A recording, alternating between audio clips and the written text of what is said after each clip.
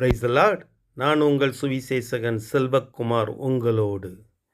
இன்றைய குறுஞ்செய்தி, இயேசு வந்துவிட்டாலே அற்புதம்தான் நடக்கும்.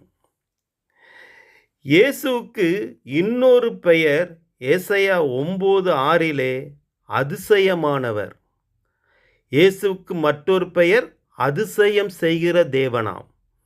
அவருடைய சுபாவமே அதிசயங்களை செய்கிற, தன்னை நோக்கி வருகிற வியாதிப்பட்டவர்கள், பிசாசு போராட்டத்தில் உள்ளவர்கள், கட்டப்பட்டவர்கள், அவரை நோக்கி தேடி வருகிறவர்களுக்கு அவர் அற்புத அடையாளங்களை செய்து அவர்களை விடுதலையாக்கினார். இயேசு ஒரு சிறு பெண் மரித்து போனால் அந்த இடத்துக்கு இயேசு வருகிறார். அந்த இடத்தில் அந்த பெண்ணுக்கு சரீர சுகத்தை கொடுத்து உயிரோடு எழுப்புகிறார். அவர் வருகிற வழியிலே ஒரு அடக்க ஆராதனை வருகிறது.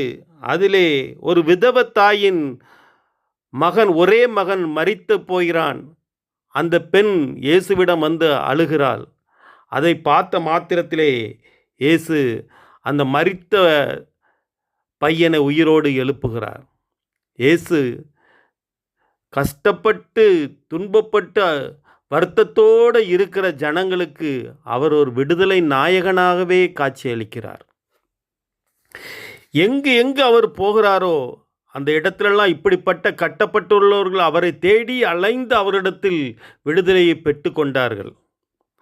அவர் பிசாசுகளை துரத்துகிறவராயும் வியாதிகளை சுகமாக்குறவராயும் அநேகரை ஊமையர்களை பேச வைக்கிறதாயும் செவிடர்களை காது கேட்க வைக்கிறதாயும் இப்படி அற்புதம் செய்கிற தேவனாய் அவர் அந்த காலத்திலே இருந்தார். அவர் இன்று உன்னுடைய சூழ்நிலை ஏதோ உனக்கு ஒரு அற்புதம் தேவைப்படுகிறதா? ஒரு வியாதி போராட்டத்திலிருந்து உனக்கு ஒரு மீட்பு தேவைப்படுகிறதா? ஏதோ ஒரு சூழ்நிலை உனக்கு அற்புதம் நடக்க வேண்டியிருக்கிறதா?